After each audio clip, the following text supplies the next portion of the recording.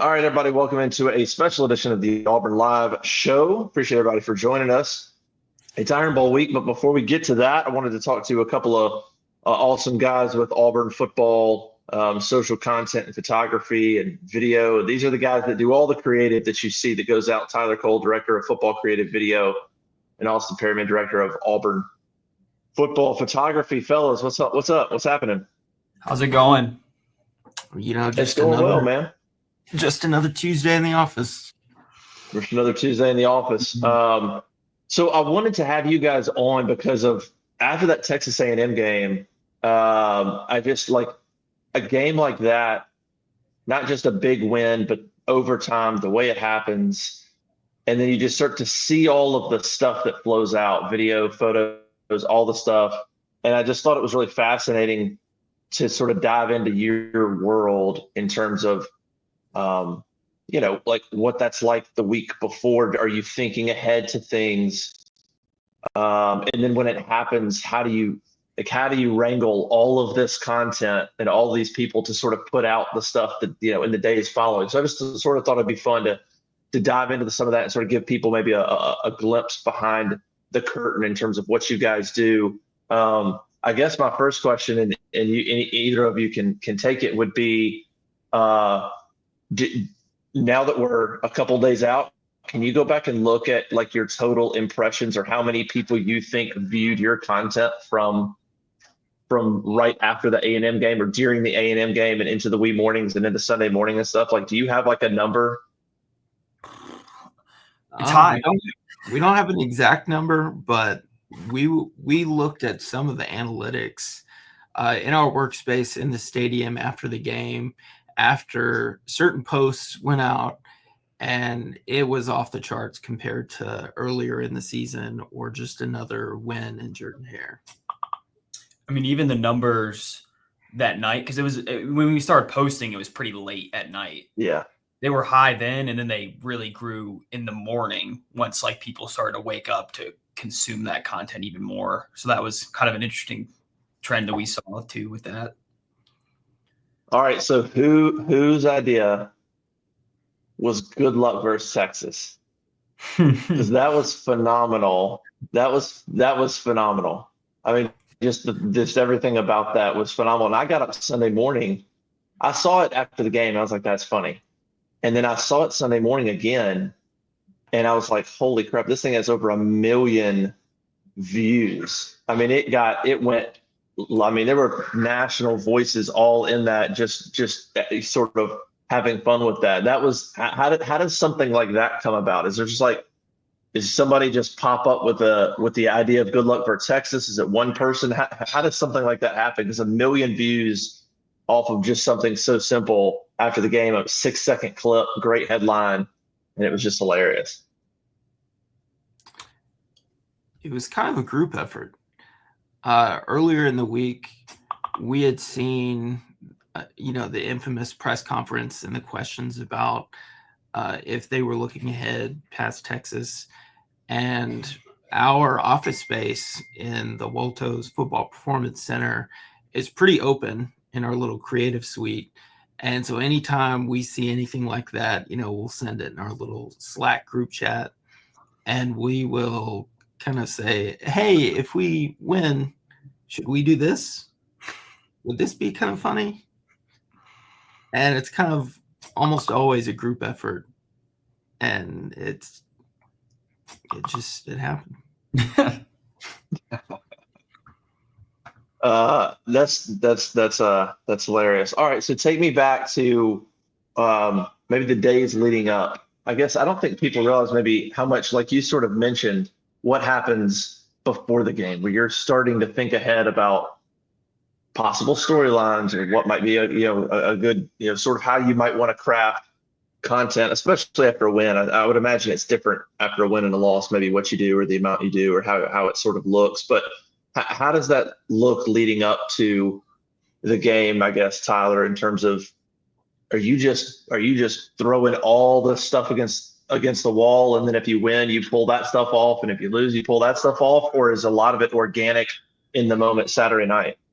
Yeah, I mean, we'll have our like bread and butter, right? Like we know we're going to post a locker room speech post-win, right? Like we know we're going to do like a dancing reaction video in the locker room if we win, right? So it does change depending on if we win or lose. So before each game, this is a weekly thing. We have a shooting meeting. I think it's usually on Wednesdays, home or away, with all the people that are traveling or shooting the game. And there we just kind of like divvy out our assignments. Like, this person's covering this from Tiger Walk all the way through post game, situationals, storylines that War Eagle Plus is trying to focus on that we need to get extra shots of. So like if they have a feature, let's say on Eugene Asante, we'll try to throw some more resources on covering Eugene that game, for example. So we'll go through each person like, hey, you're doing this, your responsibility is here, here, here. During pregame, your responsibility is to cover Vontrell's huddle sound when he huddles with his position group. You got to get him. I'll get Crime Dog. Someone else will get, Kelly. Someone will get Jarrett. Like it's all, and we're in, this is what, week 13. You start to get into a rhythm pregame, right? Of like, oh, I know when Jaren's going to talk to the team. I know when Eugene's going to go and give a route. Like, so by this late in the season, you get a little bit of rhythm pregame wise, like when to anticipate these things happening. And then we break it down during the game. We have comms pieces in. So like take the game tying field goal, right? Like it's either me, whoever, we're in each other's ear. Like, hey, I'm going to focus on the sideline reaction. You focus on just the kick and the hold. You grab an ISO of the tight eyes of the kicker before he kicks it, kind of like all those shots to set the scene of that play. And we had 4 overtimes, so we repeat that over and over and over and over because you never know when that play is going to be the one that ends the game. And then we did have some situationals for Field Storm. We were prepared for kind of that moment. Like that's the first one I've ever been a part of. So I didn't know, like we thought what we could expect, but once you get into that moment, you're like, oh, okay, this is a lot different than maybe what we thought of. But some people were in the locker room. Some people, go to the presser early because we've still got to get those pieces of content out. You still have to have someone shoot the presser. You still have to have someone in the locker room covering the post-game speech. And then like Alex Keller, he's always on our Ronin bench cam. So he's always going to go with Coach Freeze once the game ends, no matter what, he's going.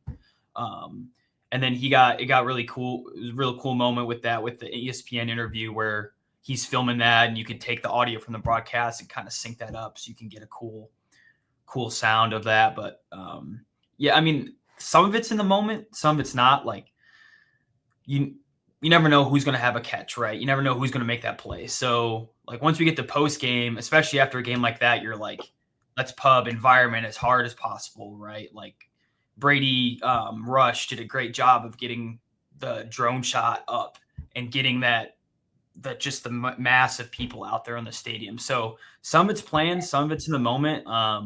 It's a lot of quick thinking, a lot of initiative that needs to be taken by some people on their own. Like I give props to the entire crew. Like you can't pull something like that off without having a talented team.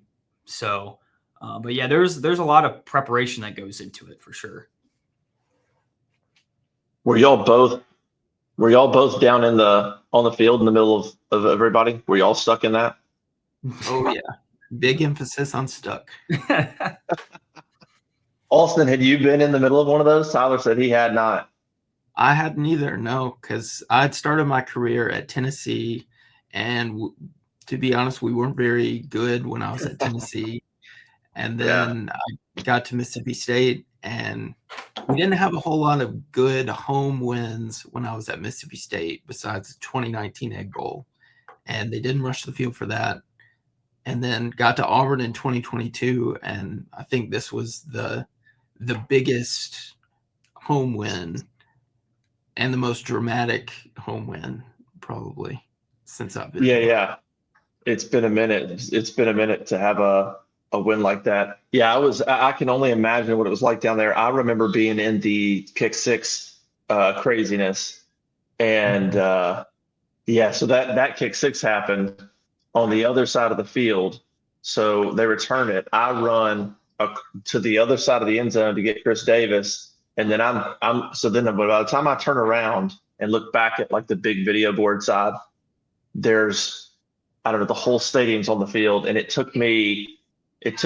it took me 45 minutes to get from one goal line to the other goal line, trying to get into the press conference room. It was nuts. So you guys are stuck down there, and it's just a free for all. You're just like, I would imagine you're just like, what, you're just looking for anything interesting at that point to try to gather content wise.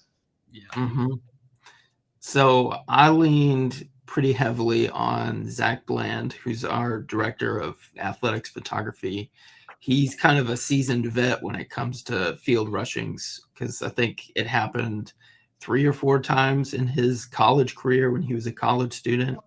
So he knew exactly what to expect. And we plan to have David Gray, our assistant director of athletics photography. He was positioned kind of up high, up in the north end zone section, so that he could shoot, the pyrotechnics up by the big video board. We had a student photographer, Grayson Bellinger. He was positioned where the mic man stand is, over by the student section near the band. And Zach and I were in the back of the south end zone shooting game action. And we weren't really prepared for it to be like a walk-off type of play, where one play decides the game, ends the game.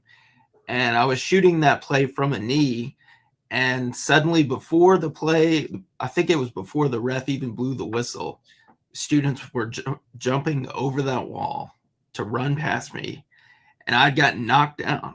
And my first instinct is grab all my cameras and just run as fast as I could to midfield so that I wouldn't get knocked down, wouldn't get trampled, and then to just find a notable player from the game and shoot their experience.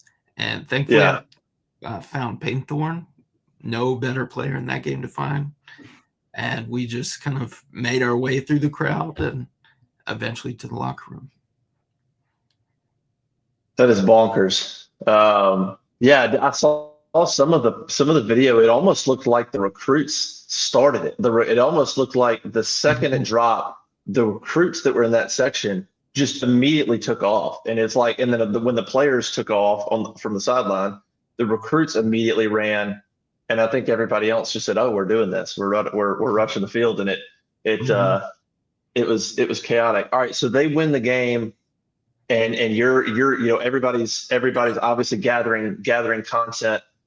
How quickly are you now trying to pump that out? Like, how long did it take to where you could then sort of gather everybody back to the point of, all right, now let's start actually putting stuff out? Because I saw some tweets. My gosh, I think I left the press box at 1, and I saw some tweets at 1:30. Still looked like there were people huddled in a room, kind of going strong. And I'm like, dang. I mean, do you just a game like that? Do you just huddle in a room afterwards for hours? Like, how late were y'all up? Just sifting through pictures, videos, clip that, headline that, putting stuff up. What's that look like? Well, we're still sifting through it. I mean, there's so much content, but just speaking in terms of the, I think the tweet you're referencing is Steph Lopez's tweet. She tweeted something about, So, we have a nice little, it's new this year. We have a nice little creative cabin underneath the stadium. That's our game day home. So all of our equipment stored there. We have charging stations, editing stations, photo, video, social. So it was probably 45 minutes after the field rush where a majority of us were in there. We'll send like 3 or 4 shooters to Toomer's Corner too. So those people didn't get back until later because they head up there, gather content, and come back. I mean, it kind of depends on what kind of content you're looking at, right? Like a lot of our team, we had our big cinema rigs on, and then we were also, with our phones, like, look at all this. So we get our phone video, we can airdrop that to JJ, our social guy, then boom, like right there's instant content that's starting to flow right there. Buys you some time to start, gathering cards and downloading them onto, computers and editing. I think I edited a few of the pieces post game, like the 2-minute long one, the environment piece with Swag Surf. Gosh, I gotta go back and look, but I mean, it's pretty immediate, right? And the cool thing is too, and Austin, you could probably touch on this a little more, is like after a game like that, everybody's super excited to look at the content they shot anyways. So staying there, I mean, we were probably at the cabin until 3 o'clock in the morning. Yeah. But everyone was just super excited to be there and to like capture something that exciting. And you're just all huddled in there, just looking at your clips like, oh, look at the catch. Look at this. Look at that. Look at this drone shot. Look at, anything and everything that comes through. So it was a fun experience to have the whole team that fired up about doing some fun work, doing some cool things. Are you just running on pure adrenaline? Yeah, and some caffeine. At that point. Yeah. I could only imagine that you're just trying to get through all that. So y'all, how many people in total is a part of Austin and Tyler, like under you guys? What does it take to create, the amount of content you have? I don't even know how many people y'all have working for you, but how many people does it take to pull off the amount of content you guys were able to produce and all of those social media views? And I mean, I see it. I mean, people live for now in this new world we're in. People live for. I mean, everybody's on social media. People live for that content, and they will share anything and everything, especially after a win. It doesn't matter what it is. It'll be shared. And so it's just like what a marketing tool. But how many people sort of go into something like that just to give people kind of an understanding of the manpower that it takes to do that? Well, on the photo side, we've got myself, Zach Bland, and David Gray as full-time staffers. And then we've got Grayson Bellinger, who's our student shooter for the game. So 4 photographers in total, plus another student intern who's editing live during the game to drop photos in for social and to send photos into our media portal that you guys pull photos from.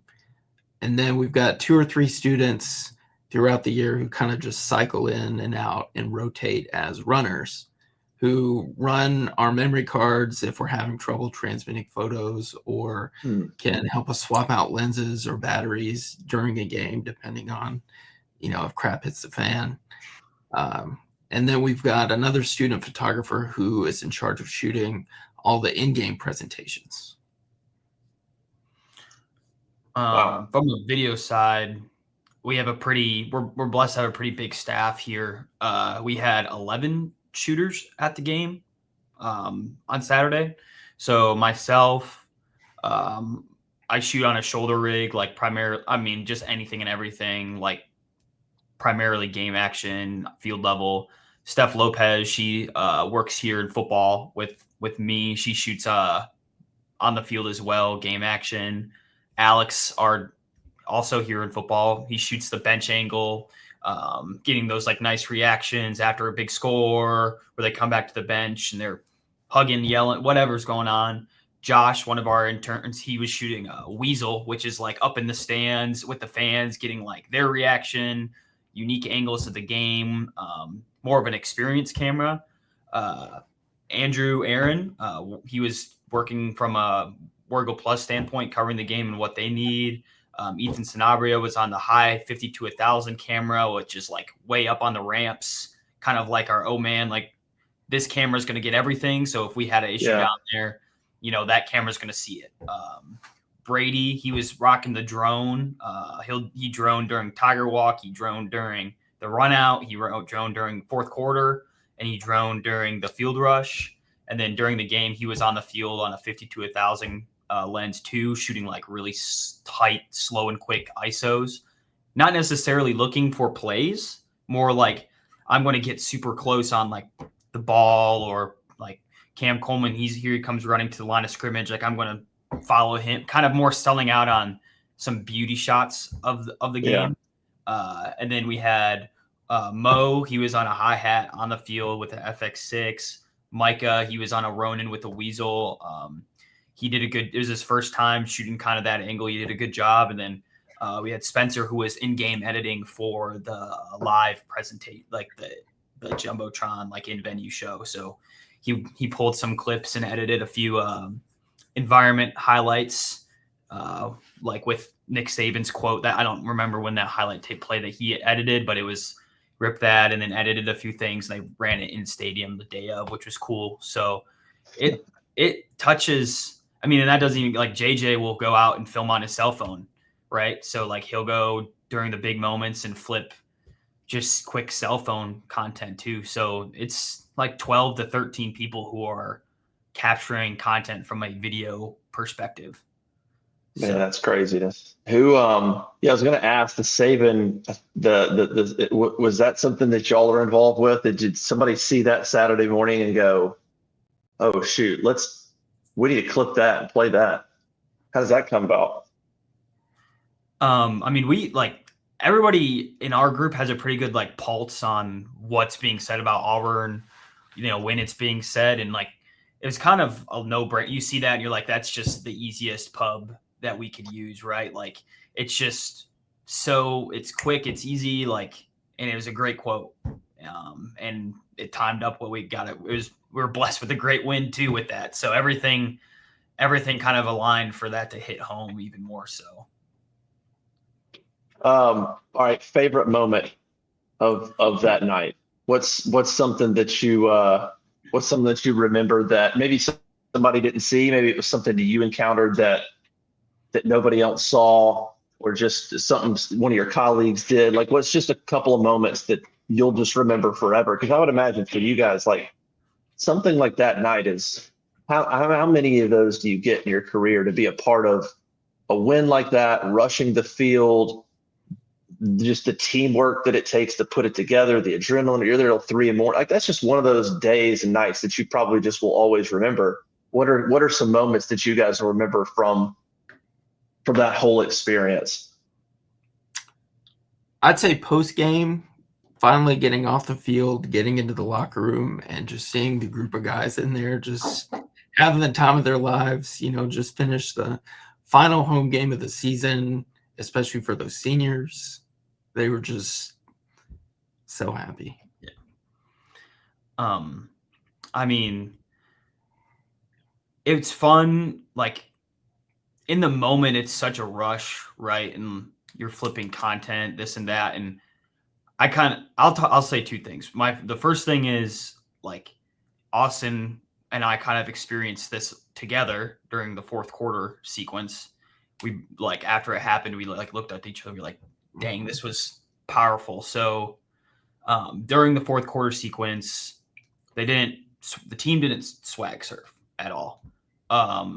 But what ended up happening was they ended up praying in the middle of the field, and it was Eugene that prayed, and it was pretty moving and pretty powerful.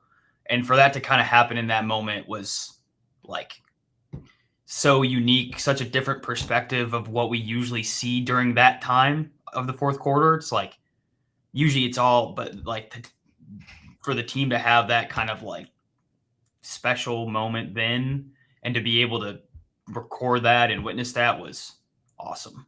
And then I kind of don't really, like, I don't really know what we get until we start to like log it or edit it afterwards. And this is that we're doing this call right as I'm finishing the recap from the game.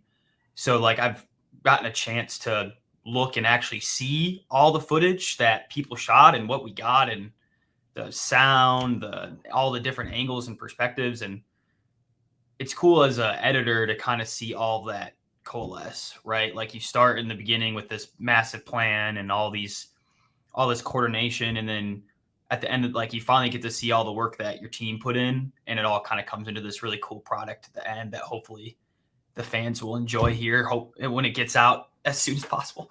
But it's cool to go back when in the edit and just see like what your team shot and how they did and what they got excited about. Mhm. Yeah, I sitting here thinking about how do you even move? Like you got so much stuff, and it's like you still want to feed off of that win, but you immediately you got the Iron Bowl, so like Yeah. you have to just immediately start to prepare for that. But you probably have who knows what from that game that you would still love to get out or a clip or Mhm. whatever. But you're now also trying to prepare for the next game. I bet it's pretty difficult to try to put a wrap on that and then also prepare for Alabama coming up, man. It's just it's Yeah. probably an insane time for you. We did a good job of getting ahead of the Iron Bowl week, and same with because signing day is on the 4th, so that's another big lift from our group. So we've been thinking about it for a long time, just like how can we get ahead? Like we're always preparing for a win, right? So hey, if we know when we win these games, we need to have our Iron Bowl trailer done. We need to have our majority of our signing day content done already because a lot of our hours will go to covering these big wins instead of maybe prepping for those moments. So it's something that we've been thinking about for a long time. Well, yeah, you're right about signing day. Any hints on any cool content coming from that? People should look out for. Yeah, the whole group here did a pretty good job of taking an extra step from last year and kind of continuing to move forward. I like the midnight video a lot. I hope the fans like it too. It was fun. So Yeah, that's one thing that I'm excited to see how that goes after, or that would be before sign day, or I guess on midnight of sign day. But gotcha. So people need to be on the lookout for yeah, for your midnight. That'll phone be will awesome. ring if you have our notifications on it. 12:01. Nice. So Nice. We'll look forward to that. Well, you guys are awesome. You guys are rock stars. I thought it was super fascinating. I mean, obviously I live on X. Oh, I was going to ask you where do you see the most is I guess X Twitter, is that where you get the most engagement? I mean, is that how do you sort of split up TikTok, Instagram, what you put on Twitter? Where do you see or the most engagement? Just out of curiosity. I'd say that's probably a better question for JJ. Is Yeah, it? he keeps a really Yeah. good pulse on how our social analytics look. yeah, Yeah. it's kind of dependent on the content too. Like True. True. the longer form stuff outperforms on Twitter versus like Instagram. Yeah. Like the short form stuff performs better on like a Reels and TikTok than it would on Twitter. Mhm. So from like a video side, a lot of it's dependent on what it is. Cell phone video though in the moment seems to do well anywhere, frankly. Yeah. Yeah, that makes sense. Well, I'll let you guys get back at it. I know you guys got a lot going on. Iron Bowl coming up and all that good stuff. But awesome job. I mean, the concept was amazing. And I know you guys are probably pretty happy with how it turned out. We'll see if they can pull off another one. I mean, you pull off one in Alabama and you'll be just as busy, and that'll be a lot of fun as well. So, Right. Fingers crossed. well, appreciate you guys, Tyler, Austin, man. Appreciate you a lot. And hopefully we'll do this again soon after another big win. That's right. Yeah, thank you. Yeah, thanks for You having got us it. on. Yep. War Eagle. Absolutely. See ya. Bye.